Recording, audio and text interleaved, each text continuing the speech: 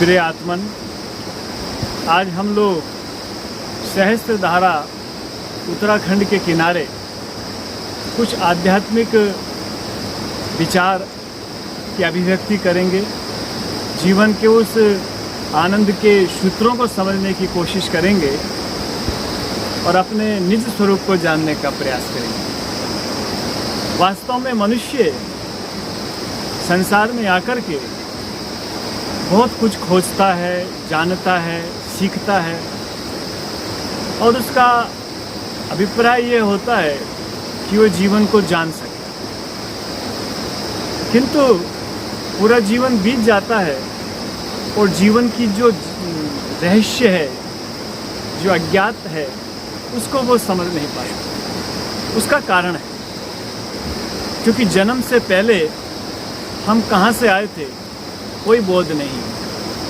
मृत्यु के बाद हम कहाँ चले जाएंगे ये भी अज्ञात है। ये जो थोड़ा सा जीवन है, इसमें मनुष्य अपने संस्कार, विचार, परिस्थितियों के बीच में जीता है और जैसे उसकी परिस्थिति होती है बस वो उतना ही समझता है।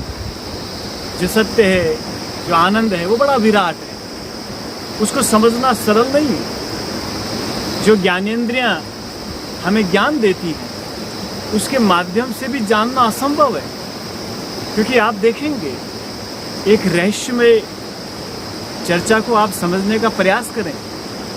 यदि आँख है, ज्ञानेंद्रिय है, हमें दिखाती है, लेकिन आँख सूंघ नहीं सकती, स्पर्श नहीं कर सकती, आँख सिर्फ देख सकती है। ऐसे जो हमारी ज्ञानेंद्रिय कान है, बस वो सुन ही सकते हैं, वो देख नहीं सकते। और कान को आँख के बारे में भी पता नहीं। जियाँ है, वो स्वाद ले सकती है, लेकिन वो देख नहीं सकती। इसलिए जो हमारी ज्ञानेंद्रियाँ हैं उनको आपस में एक दूसरे का भी पता नहीं है और इनको देखने वाला है मन।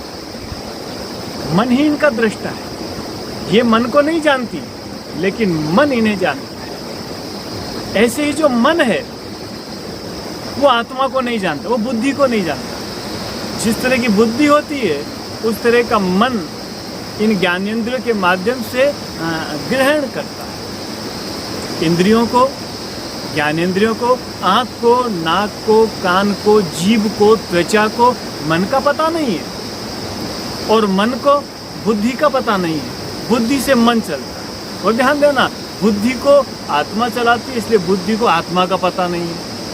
बड़े मजे की बात है, ज्ञानेंद्रियों को चलाने वाला मन है और ज्ञानेंद्रियां मन को नहीं जानती। मन को चलाने वाली बुद्धि है, लेकिन मन बुद्धि को नहीं जानता। बुद्धि को चेतना देने वाली आत्मा है, लेकिन बुद्धि आत्मा को नहीं जानती। और जो आत्मा तत्व है वो परमात्मा का सबसे निकटतम, सबसे समीप, सबसे नज़दीक जानने वाला है। इसलिए जीवन की इस जटिलता में जितना भी तुम जान लोगे, जितना भी तुम सीख लोगे, वो सब बाहर से ही सीखो। और बाहर का ज्ञान वहाँ नहीं जाता, बाहर की संपत्ति वहाँ नहीं जाती, यहाँ का नाम, पद, प्रतिष्ठाएं वहाँ नहीं जाती। तो जो वहाँ जाता है, जब हमारा जन्म हुआ, जहाँ से जीव आता है और लौट करके जीव जहाँ चला जाता है, उसके बाबत ना तो बुद्धि पकड़ सकती है, ना ज्ञानेंद्रियां पकड़ सकती हैं, ना मन पकड़ सकता है। इसीलिए यदि उसको समझना हो, उसको जानना हो, तो भीतर गहरी छलांग लगानी होगी, भीतर बड़े प्रगाढ़ता के साथ उतरना होगा।